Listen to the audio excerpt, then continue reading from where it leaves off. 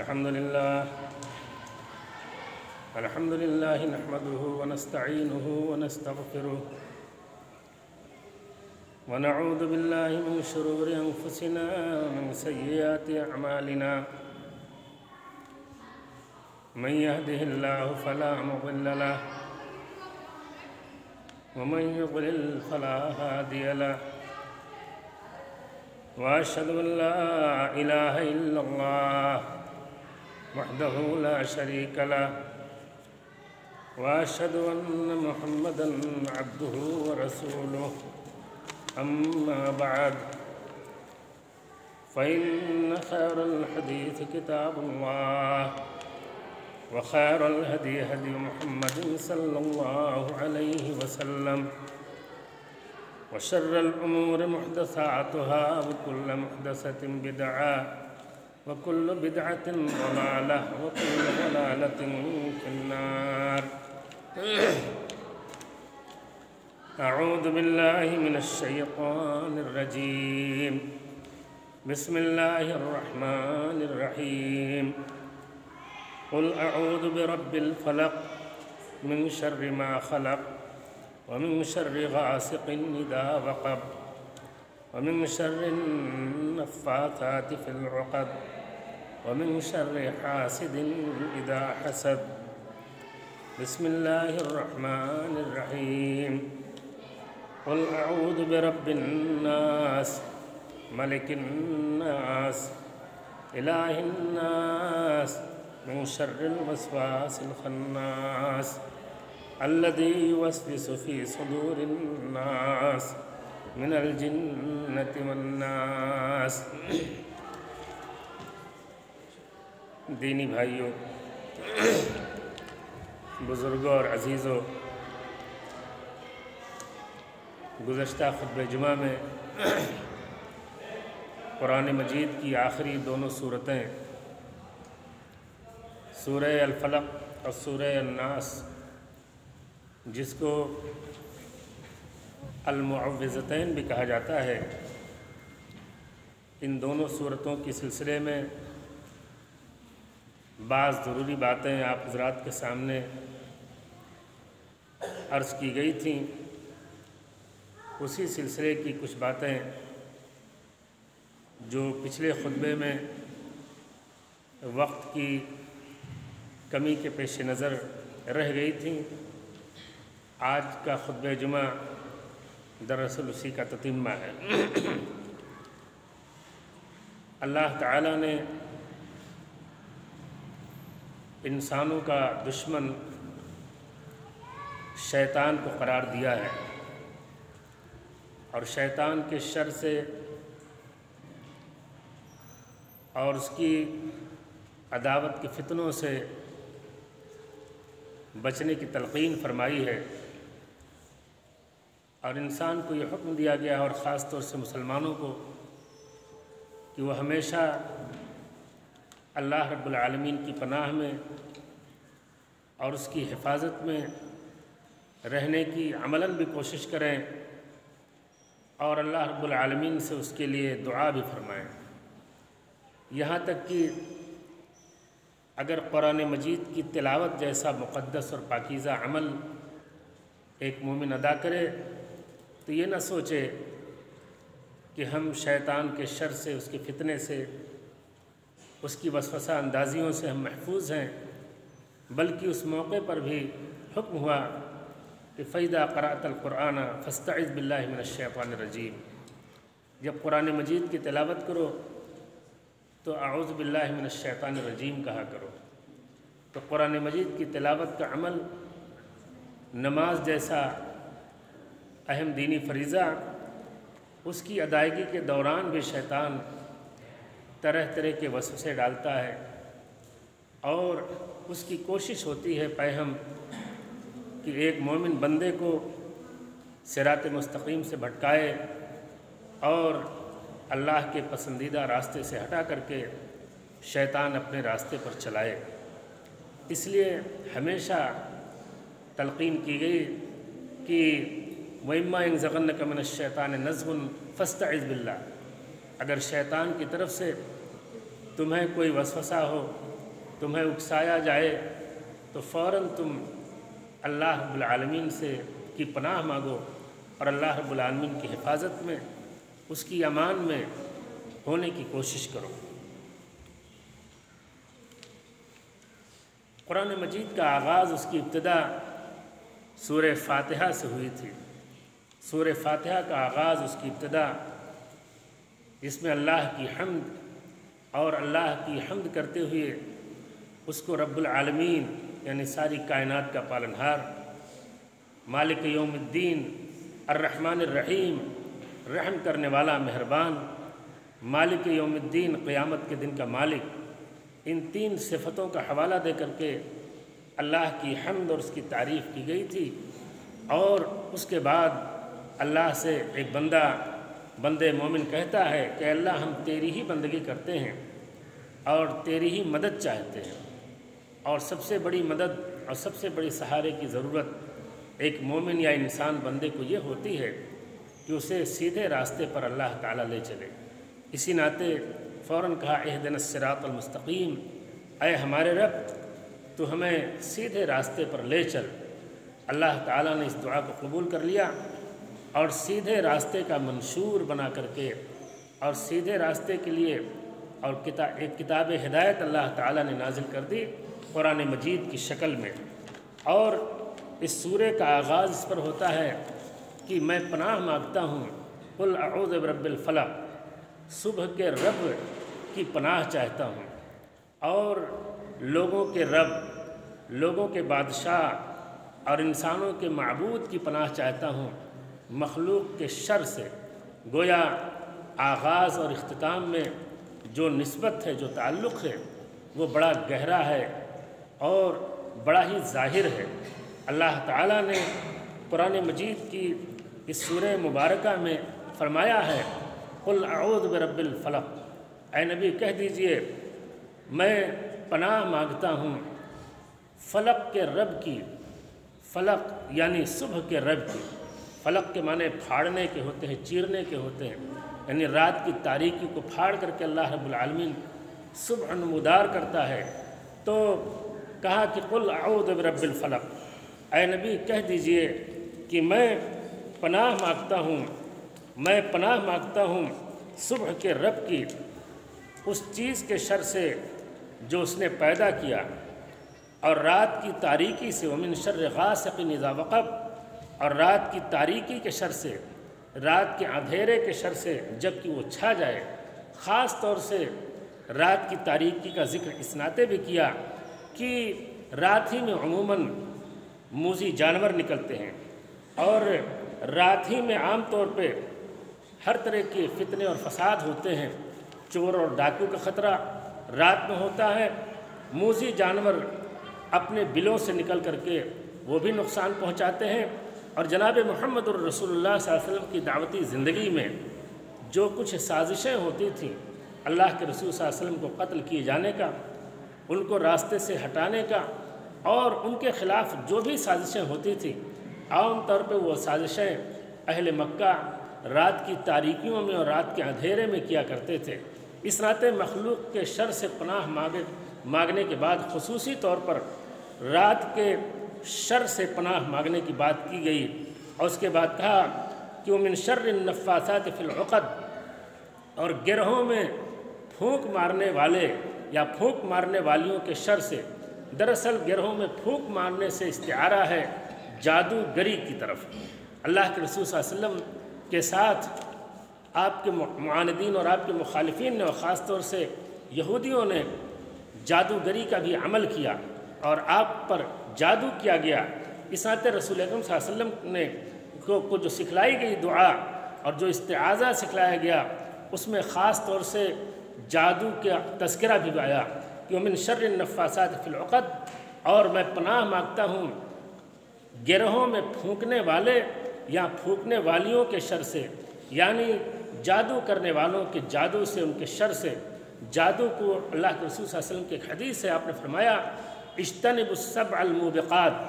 7 ایسے گناہوں سے، خطرناک گناہوں سے بچو جو تمہیں ہلاک کرنے والی، تمہیں برباد کرنے والی ہیں۔ اس میں آپ نے فرمایا الاشراک باللہ، سب سے پہلا گناہ اور سب سے خطرناک گناہ اللہ رب العالمین کے ساتھ شرک کرنا،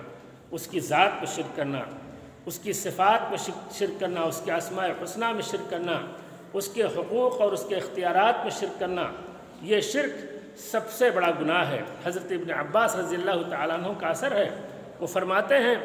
کہ شرک اتنا خطرناک گناہ ہے کہ اگر یہ شرک اتنا خطرناک گناہ ہے کہ اگر اس کا ادراک آسمانوں کو ہو جائے، اس کا ادراک زمینوں کو ہو جائے تو زمین پھٹ جائے، آسمان پھٹ پڑے، پہاڑ اپنی جگہ سے ہل جائیں، اور کہا یہ جرم اور یہ گناہ صرف انسان اور جنات کرتے ہیں، انسان اور جنات کے علاوہ کوئی شرک کا ارتکاب نہیں کرتا ہے۔ اس پوری کائنات میں اس عظیم ترین گناہ کا اگر کوئی ارتکاب کرتا ہے تو وہ صرف اور صرف انسان کرتا ہے اور جنات کرتا ہے۔ اس کے بعد آپ نے فرمایا السحر، یعنی جادو، چونکہ جادو کے عمل میں ایک جادوگر شیطانوں سے مدد لیتا ہے، ستاروں سے مدد لیتا ہے، خبیث روحوں سے مدد لیتا ہے، اس ناطے اس کو شرک قرار دیا گیا ہے، اور اسلامی شریعت میں ایک جادوگر کی سزا اس کو قتل کیا جانا ہے۔ اسلامی حکومت میں اگر کوئی جادوگر پکڑا جائے اور یہ ثابت ہو جائے کہ یہ جادوگری کرتا ہے اور جادو کے عمل کو سماج اور معاشرے میں رواج دیتا ہے اور اپنے اس شیطانی عمل سے لوگوں کو نقصان پہنچاتا ہے، تو اس کی سزا قتل ہے، اسے قتل کر دیا جائے گا، حتیٰ کہ اس کی توبہ بھی نہیں قبول کی جائے گی۔ تو اللہ کے رسول صلی اللہ علیہ وسلم نے فرمایا کہ اجتنبوا السبع الموبقات، 7 ایسے گناہوں سے بچو جو گناہ تمہاری دنیا اور آخرت کو برباد کرنے والے، تم کو تباہ کرنے والے اور تمہارے انجام کو انتہائی خراب کرنے والے ہیں۔ اس میں ایک اہم گناہ آپ نے فرمایا کہ یہ جادو کا عمل بھی ہے۔ کہا وَمِن شَرِّ حَاسِدٍ إِذَا حَسَدَ، اور حاسد کے حسد کرنے والے کے حسد سے اور اس کے شر سے جب کہ وہ حسد کرے اس سے بھی پناہ مانگنے کا حکم دیا گیا ہے۔ حسد کہتے ہیں کہ کسی کی نعمت کے چھننے کی تمنا کرنا،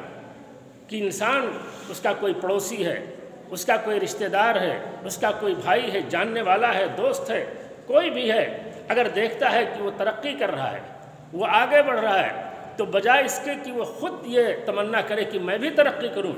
اگر اس کے دل کے اندر یہ امنگ اور یہ خواہش پنپتی ہے اور جنم لیتی ہے کہ سامنے والا کیوں کر ترقی کر رہا ہے، اس کی ترقی زوال سے بدل جائے، اس کی ترقی رک جائے، اور چاہے وہ مال کی ترقی ہو، اولاد کی ترقی ہو، دنیا کی کسی بھی حیثیت سے اس کی ترقی ہو رہی ہو، اگر اس نعمت کے زوال کی انسان خواہش کرے، تمنا کرے، تو اس کو حسد کہتے ہیں۔ اور حسد ایک بہت ہی گندی اور بہت ہی خراب نفسیاتی بیماری ہے۔ یہود بھی اسی مرض میں مبتلا ہوئے تھے، اور دراصل رسول اکرم صلی اللہ علیہ وسلم کو مکے میں جن مشکلات کا سامنا کرنا پڑا تھا اس کا ایک بنیادی سبب یہ تھا کہ جو دوسرے قبائل کے لوگ تھے وہ آپ سے حسد کرتے تھے۔ خود سیرت ابن ہشام کی روایت ہے، ابو جہل کا بیان ہے، ابو جہل کہتا ہے کہ ہمارے درمیان اور بنو عبد مناف یعنی اللہ کے رسول صلی اللہ علیہ وسلم کے خاندان کے درمیان بڑی منافست چلتی تھی، چپقلش چلتی تھی۔ وہ خیر کا کام کرتے تھے، صدقہ و خیرات کرتے تھے، تو ہم بھی صدقہ و خیرات کرتے تھے۔ انہوں نے غریبوں مسکینوں کے لیے سواریوں کا انتظام کیا تو ہم نے بھی سواریوں کا انتظام کیا۔ انہوں نے تحفے تحائف سے لوگوں کے دل جیتے تو ہمارے قبیلے کے لوگوں نے بھی تحفے تحائف دیے اور لوگوں کے دل جیتے۔ اس طرح سماج اور معاشرے میں ہمارے خاندان اور محمد عربی صلی اللہ علیہ وسلم کے خاندان یعنی بنو عبد مناف کا درجہ ایک تھا۔ اگر ان کو شرف اور فضیلت کا مقام حاصل تھا، ان کو اچھی نگاہ سے دیکھا جاتا تھا، تو سماج میں ہمارے بھی خاندان اور قبیلے کی ایک حیثیت تھی اور اس کو بھی اچھی نگاہ سے دیکھا جاتا تھا۔ لیکن جب بنو عبد مناف نے یہ دعویٰ کر دیا کہ ہم میں محمد پیدا ہوئے ہیں جن کو نبوت ملی ہے، جن کو رسالت ملی ہے اور جن پر اللہ کا فرشتہ آتا ہے، وحی نازل ہوتی ہے، تو پھر ہمارے لیے مشکل ہو گیا، اور اب ہم کیسے دعویٰ کریں، کیسے مقابلہ کریں۔ لیکن یہ نہیں ہو سکتا ہے کہ ہم محمد کے قبیلے یا بنو عبد مناف کے کسی قبیلے کے کسی آدمی کو نبی مان کر کے اور رسول مان کر کے اس کے تابع دار بنیں، اس کی پیروی کریں اور اس کا اتباع کریں،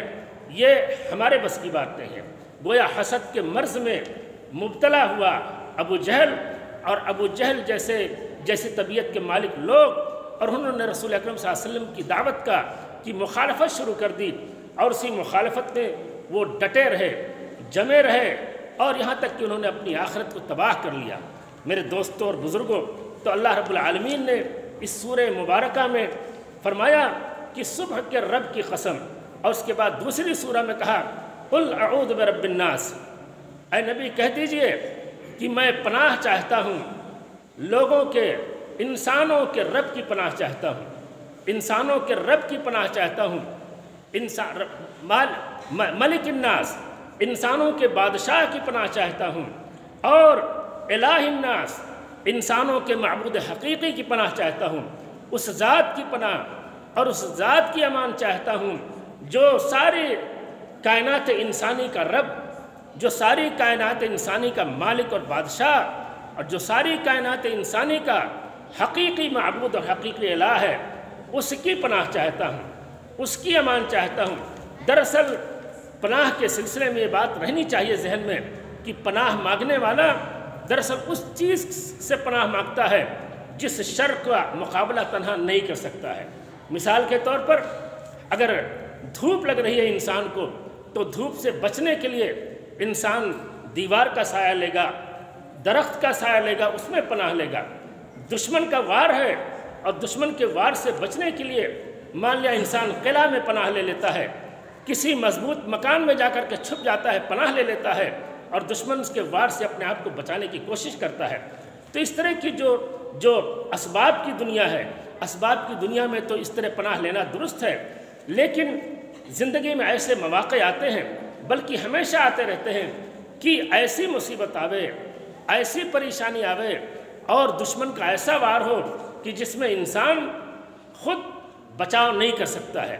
خود اپنی حفاظت نہیں کر سکتا ہے، اور وہ اپنے کو مجبور پاتا ہے، چونکہ اس کا ایمان ہوتا ہے کہ اس کا پیدا کرنے والا ہے، اس کی زندگی کے نظام کو کوئی ہستی چلانے والا ہے، اور اس پوری کائنات کا ایک مالک ہے جس کا اسباب کی دنیا پر بھی کنٹرول ہے۔ لہٰذا اس مسبب الاسباب اور اس ذات جس کو اللہ کہا جاتا ہے، جو ساری کائنات کی خالق، ساری کائنات کا مالک اور ساری کائنات کا بادشاہ ہے، اور جس کے ہاتھ میں سب کچھ ہے، سارا کنٹرول ہے، سب کی زندگی، سب کی موت، سب کا نفع، سب کا نقصان، سب کی تندرستی، سب کی بیماری، جس پر سب کا کنٹرول ہے، تو ایک مومن چونکہ عقیدہ توحید سے وہ سرشار ہوتا ہے، اس ذات پر اس کا ایمان ہوتا ہے، لہٰذا وہ اپنے آپ کو ایسے تمام شرور سے اور سارے فتنوں سے اسی ذات کی پناہ میں، اسی اللہ کی امان میں اپنے آپ کو دے دیتا ہے، اور اس کا یقین ہوتا ہے کہ اگر اللہ رب العالمین میرا محافظ ہو گیا، اللہ رب العالمین نے مجھے اپنی پناہ میں لے لیا، تو پھر دنیا کی کوئی طاقت، دنیا کی کوئی حکومت، کوئی جادو، کوئی شیطانی عمل ہم کو نقصان نہیں پہنچا سکتا ہے۔ اسی ناطے رسول اکرم صلی اللہ علیہ وسلم کی اگر ہم دعاؤں کا جائزہ لیں تو اللہ کے رسول صلی اللہ علیہ وسلم بہت سارے مواقع پر دعا کرتے تھے، اللہم انی اعوذ بک من الجبن، اے اللہ میں پناہ مانگتا ہوں بخل سے، اے اللہ میں پناہ مانگتا ہوں بزدلی سے، اے اللہ میں پناہ مانگتا ہوں بڑھاپے یعنی ارذل عمر میں جانے سے، اے اللہ میں ایسے علم سے پناہ مانگتا ہوں جو علم مجھے نفع نہ پہنچائے،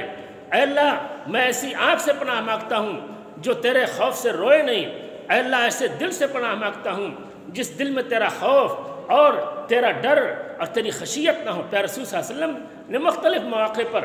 اس طرح کی دعائیں فرمائی ہیں۔ اللہ کے رسول صلی اللہ علیہ وسلم نے برس سے کہا اللہم انی اعوذ بک من البرس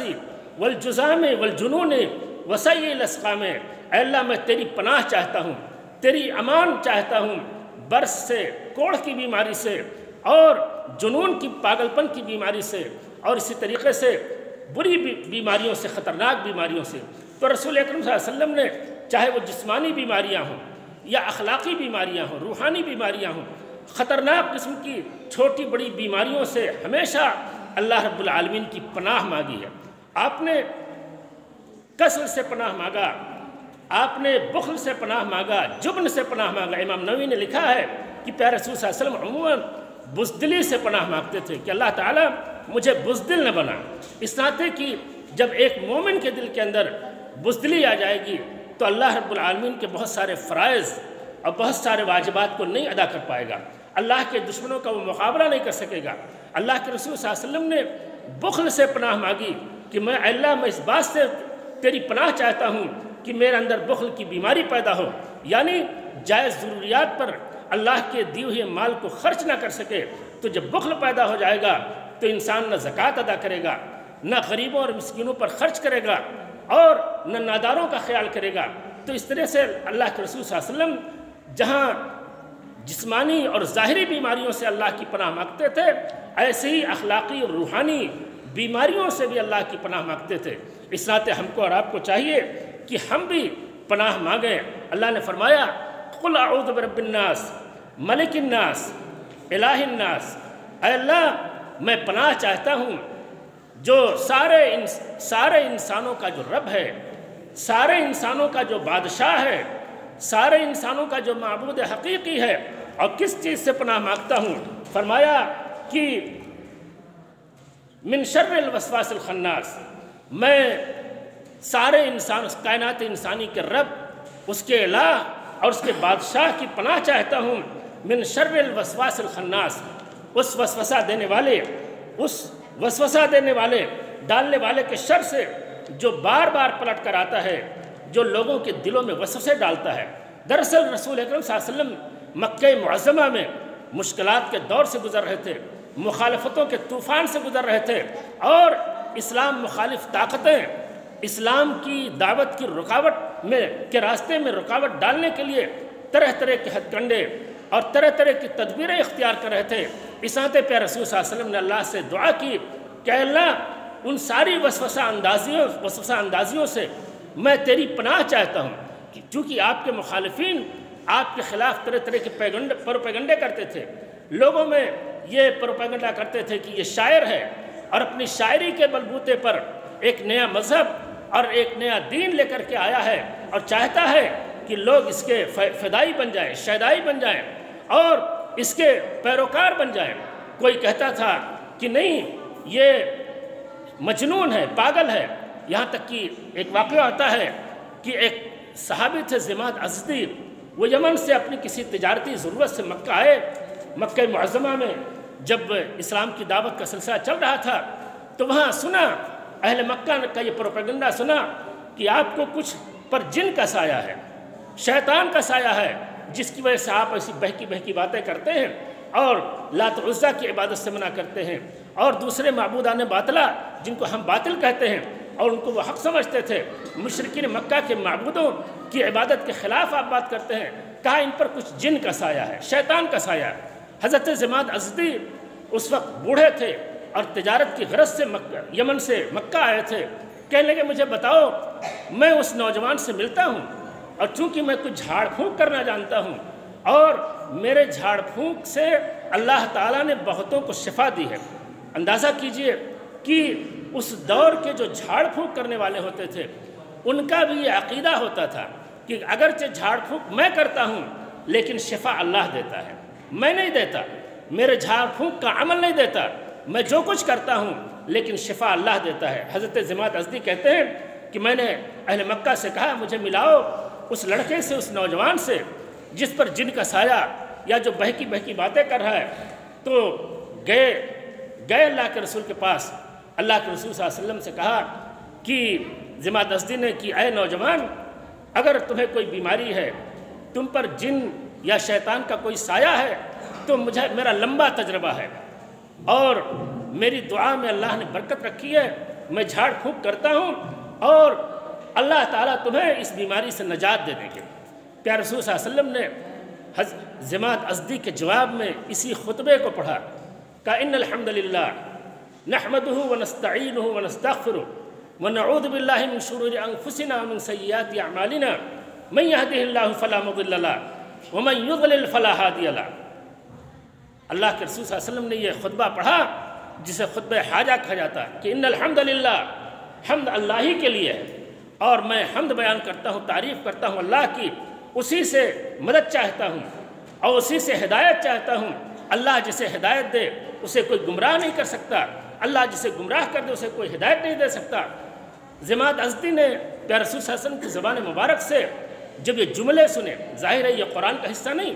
پیارے رسول صلی اللہ علیہ وسلم کی زبان مبارک سے جملے سنے تو ضماد ازدی نے کہا کہ اعید علیہ کلماتک ہؤلاء، اے محمد ذرا ان کلمات کو، ان جملوں کو، ان باتوں کو ذرا دہراؤ دوبارہ آپ نے پڑھا، پھر کہا کہ اعید علیہ کلماتک ہؤلاء، 3 بار سنا اور کہا میں شاعروں کے کلام سے واقف، میں کاہنوں کے کلام سے واقف، لیکن جو کلام تم نے پیش کیا ہے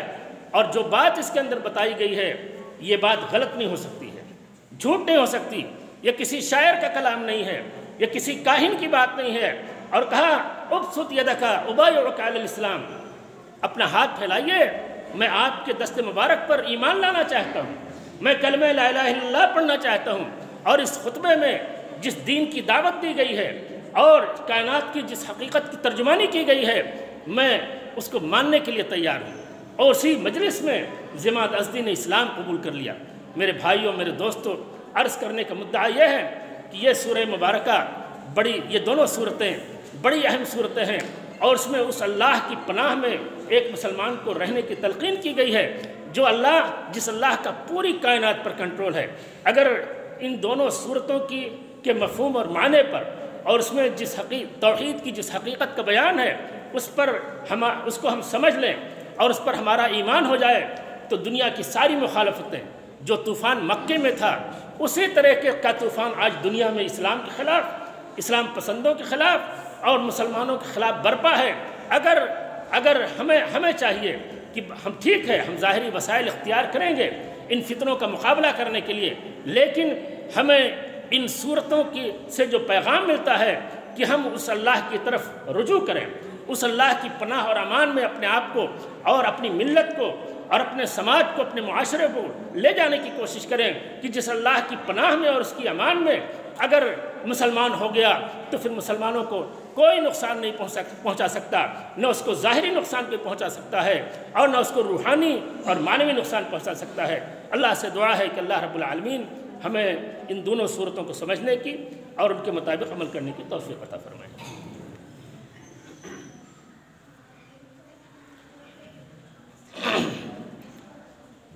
الحمد للہ نحمده ونستعینه ونستغفره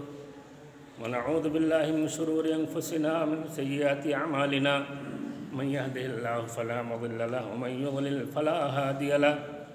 واشهد ان لا اله الا الله وحده لا شريك له،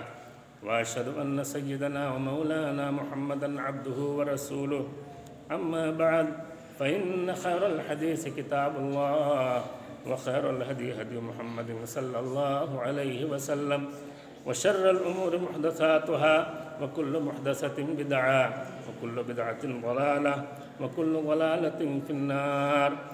عباد الله رحمكم الله، إن الله يأمر بالعدل والإحسان وإيتاء ذي القربى وينهى عن الفحشاء والمنكر والبغي يعظكم لعلكم تذكرون۔